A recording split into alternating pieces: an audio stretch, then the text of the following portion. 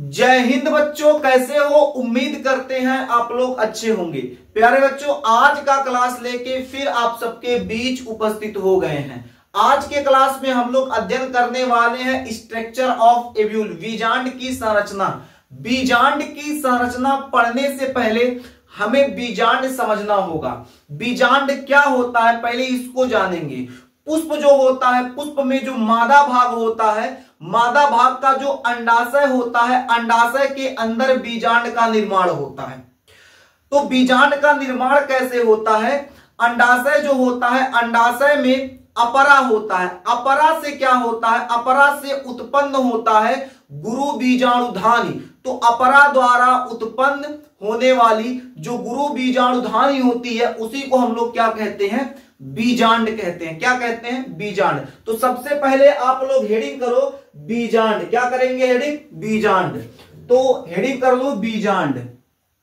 बीजांड ovule.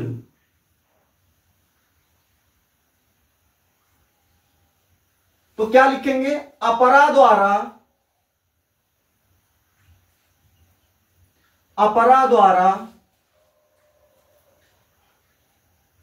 उत्पन्न, अपरा द्वारा उत्पन्न होने वाली,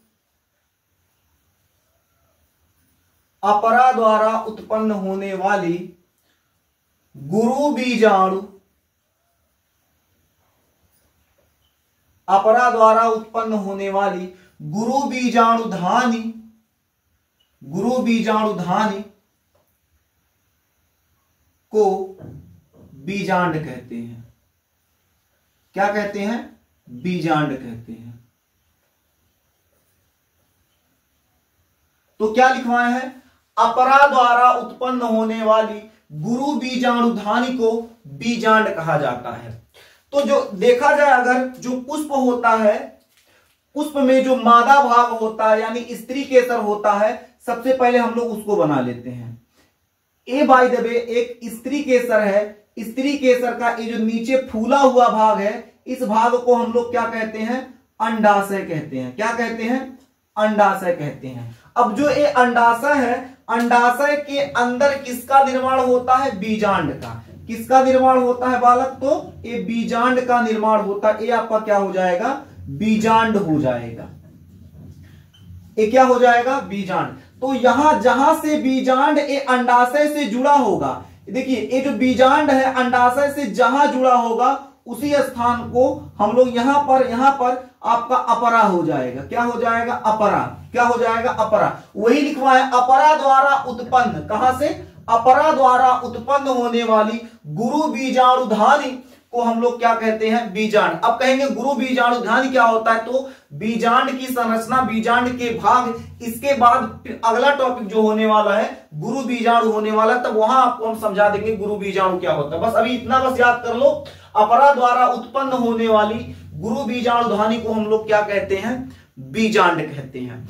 अब एक लाजवाब चीज बता दें तो लाजवाब चीज ये है, अधिकांश आवृत बीजीय पादपों में जो बीजांड होता है प्रतिबीजांड पाया जाता है। क्या पाया जाता है? प्रतिबीजांड पाया जाता है। तो कहने का मतलब क्या है? जो अधिकांश आवृत बीजी पादप होते हैं उन पादपों में कैसा बीजांड पाया जाता है? तो प्रतीय बीजांड पाए जाते हैं। इस पॉइंट को लिखते हैं, फिर समझाते हैं आपको ताकि आपको बेहतर समझ में आ जाए। यहां एक पॉइंट लगा के लिखेंगे। क्या पॉइंट लिखेंगे? अधिकांश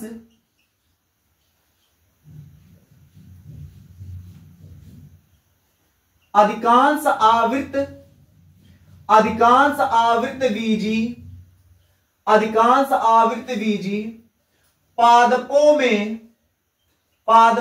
बीजी पादपों में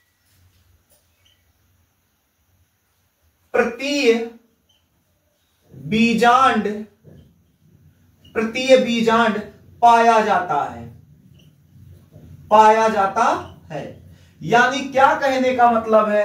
कहने का मतलब यह है, अधिकांश आवृत बीजी पादपों में प्रत्यय बीजांड पाया जाता है। कहेंगे सर कुल बात तो ठीक है, लेकिन ये प्रत्यय बीजांड क्या होता है? ये जो आपका प्रत्यय बीजांड लिखा गया है ये क्या होता है? तो तो प्रति बीजांड का मतलब मेरे देश के नौजवान ये होता है जो निभाग होगा और माइक्रोपाइल, माइक्रोपाइल को हम लोग हिंदी में कहते हैं बीजांड द्वार। तो जो निभाग होगा और बीजांड द्वार होगा दोनों 180 डिग्री पर होंगे।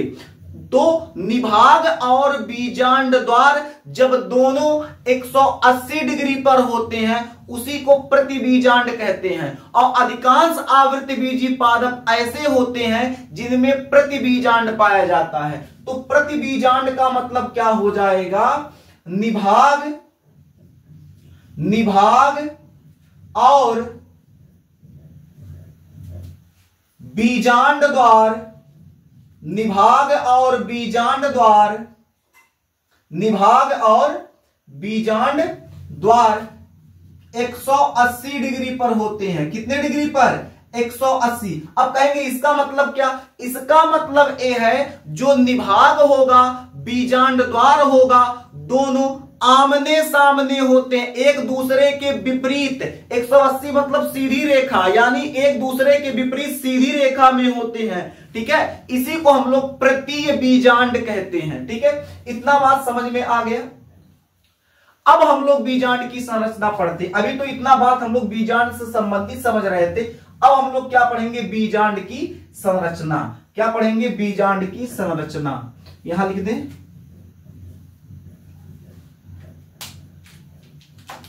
बीजांड की संरचना। स्ट्रक्चर ऑफ ओव्यूल, बीजांड की संरचना। तो बीजांड की संरचना समझने से पहले बीजांड बनाना पड़ेगा। क्यों, बीजांड बनाएंगे तभी ना बीजांड की संरचना समझा पाएंगे। तो दिल थाम के बैठिए, क्योंकि अब बीजांड का संरचना बनना शुरू होने जा रहा है। आइए संरचना बनाते हैं।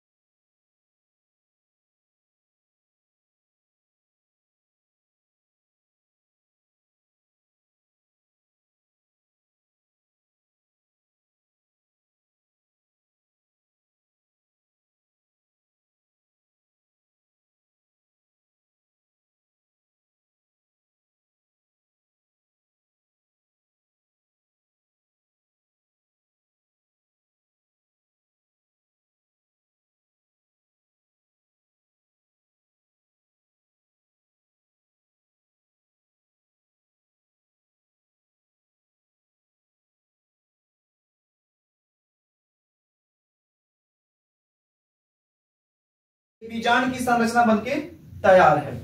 अब देखिए, ये जो बीजांड होता है, बीजांड में ये जो पतला सा डंठल की तरह भाग दिखाई दे रहा है, इसी डंठल नुमा भाग को हम लोग बीजांड वृंत कहते हैं। यानी बीजांड में जो डंठल नुमा भाग होता है, उस डंठल नुमा भाग को हम लोग क्या कहते हैं, बीजांड वृंत। यही जो बीजांड वृंत होती है, बीजांड को अपरा से जोड़ता है। किससे जोड़ता है, अपरा से। तो इस डंठल को हम लोग क्या कहेंगे, बीजांड वृंत, बीजांड वृंत कहेंगे। क्या कहेंगे, बीजांड वृंत कहेंगे। इसके बाद अगर आगे बढ़े तो बीजांड में हम लोग देखें, ये जो बीजांड वृंत होता है ये क्या करता है, बीजांड को इस स्थान पर जोड़ रहा है। यानी बीजांड वृंत से जिस स्थान पर जुड़ता है उस स्थान को हम लोग निभाग कहते हैं। ये पूरा बीजांड है, ये बीजांड वृंत है। बीजांड और बीजांड वृंत इस स्थान पर आके क्या है, जुड़ रहा है। तो जिस स्थान पर बीजांड वृंत और बीजांड जुड़ते हैं उस स्थान को हम लोग क्या कहते हैं, नाभिका कहते हैं। क्या कहते हैं, नाभिका। लिख देते हैं, नाभिका। क्या कहते हैं, नाभिका कहते हैं। ठीक है, और यहां देखिए बीजांड जो है, बीजांड के ऊपर 1 से 2 आवरण होता है। कुछ बीजांड में 1 आवरण पाए जाते हैं, अधिकांश बीजांडों में 2 आवरण पाए जाते हैं।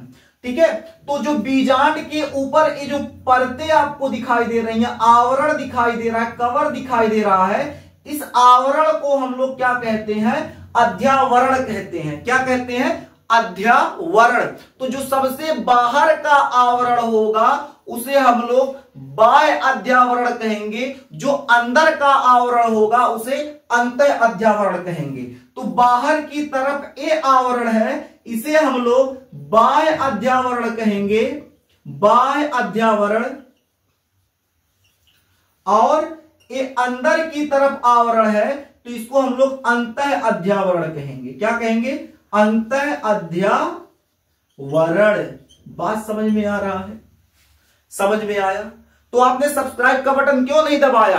अरे दबा दो और दबा के अपने मित्रों के पास शेयर भी कर दो, ताकि उनका भी क्लास जो है वो अच्छी तरीके से चल सके, वो भी अपना पढ़ाई अच्छे ढंग से, अच्छे तरीके से, अच्छी जगह पर कर सके, बेहतर तरीके से नोट्स बना सके। ठीक है, अब आगे बढ़ते हैं। यहां देखते हैं बीजांड में ए वाला जो भाग है, यहां हम आपको डॉटेड करके दिखा देते हैं।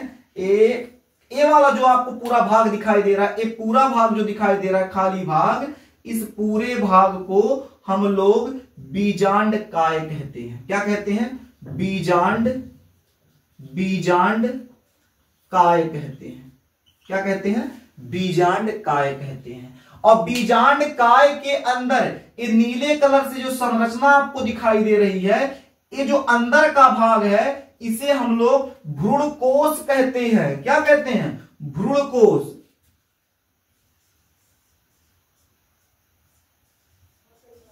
क्या कहते हैं? भ्रूणकोश कहते हैं, एम्ब्रोसेक कहते हैं। ठीक है, भ्रूणकोश कहते हैं। अभी जब इसके भाग पढ़ाएंगे तो सबकी इंग्लिश भी लिखा देंगे, ताकि आपको समस्या ना हो। ठीक है, आगे अगर बात करें, ये देखिए ऊपर की तरफ एक खाली भाग यहां दिखाई दे रहा है। यहां ऊपर की तरफ जो खाली भाग होता है, इस खाली भाग को बाबू हम लोग निभाग कहते हैं।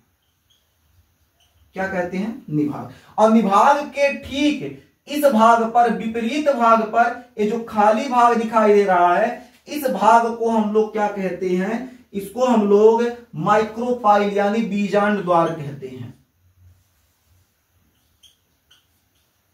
बीजांड द्वार कहते हैं। ठीक है, इतना बात समझ में आ गया। ये जो डंठल होता है बीजांड वृंद, जहां से बीजांड वृंद से जुड़ा होता है नाभिका, इसका जो ये अंदर वाला पार्ट है, जो नीले कलर से पार्ट है, यही भ्रूण होता है। आगे चल के यही बीज का निर्माण करता है, ये भ्रूण हो जाएगा, भ्रूणकोश हो जाएगा। और ए वाला जो भाग होता है, इसको हम लोग बीजांड काय कहते हैं। क्या कहते हैं? बीजांड काय कहते हैं। ये जो ऊपर का भाग होगा इसे निभाग कहते हैं। इसके ठीक विपरीत भाग को बीजांड द्वार कहते हैं। ये जो अध्यावरण होता है, बाहर की तरफ जो अध्यावरण होगा उसको हम लोग बाह्य अध्यावरण कहेंगे, और जो अंदर की तरफ आवरण होगा उसे अंतः अध्यावरण कहेंगे। ठीक है, आगे बात करें हम लोग अगर, तो यहां देखिए जो भ्रूणकोश है, ये जो भ्रूणकोश है, भ्रूणकोश के अंदर ऊपर की तरफ रेड कलर से 3 कोशिकाएं दिखाई गई हैं। इन कोशिकाओं को प्रतिमुखी कोशिकाएं कहते हैं। इन कोशिकाओं को हम लोग क्या कहते हैं? प्रतिमुखी कोशिकाएं। प्रतिमुखी कोशिकाएं, प्रतिमुखी कोशिकाएं कहेंगे। और नीचे की तरफ 2 कोशिकाएं ये जो दिखाई गई हैं, इन्हें हम लोग, इन दोनों कोशिकाओं को सहायक कोशिका कहते हैं। सहायक कोशिकाएं, सहायक कोशिकाएं। ठीक है, अब ये जो ऊपर से ग्रीन कलर की कोशिका छोटी सी दिख रही है, ये अंडनुमा संरचना होती है, अंडे की तरह कोशिका होती है, इसलिए इसको हम लोग क्या कहते हैं? अंड कोशिका कहते हैं। क्या कहेंगे? अंड कोशिका,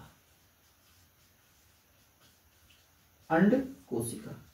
और ये जो नीले कलर से बीच में दिखाई दे रहा है, ब्लू कलर से जो दिखाई दे रहा है, इसे हम लोग क्या कहेंगे? ध्रुवीय केंद्रक कहेंगे। ध्रुवीय केंद्रक। ये आपका बीजांड का पूरा संरचना चित्र बनके नाम सहित तैयार हो गया है। एक बार जल्दी से इसको रिवाइज कर लेते हैं। अभी क्या पढ़ा है? बीजांड क्या होता? अपरा द्वारा उत्पन्न होने वाली गुरु बीजाणुधानी से, गुरु बीजाणुधानी को हम लोग क्या कहते हैं? बीजांड कहते हैं। अधिकांश आवृत्ति बीजी पादपों में प्रत्यय बीजांड पाया जाता है, यानी निभाग और बीजांड एक दूसरे के 180 डिग्री पर, यानी आमने सामने हो। देखो यहां निभाग हो जाएगा और इसके 180 डिग्री पे क्या आपका है, बीजांड द्वार। ठीक है, आमने सामने। बात करें बीजांड की संरचना की, तो ए वाला भाग बीजांड वृंत हो जाएगा।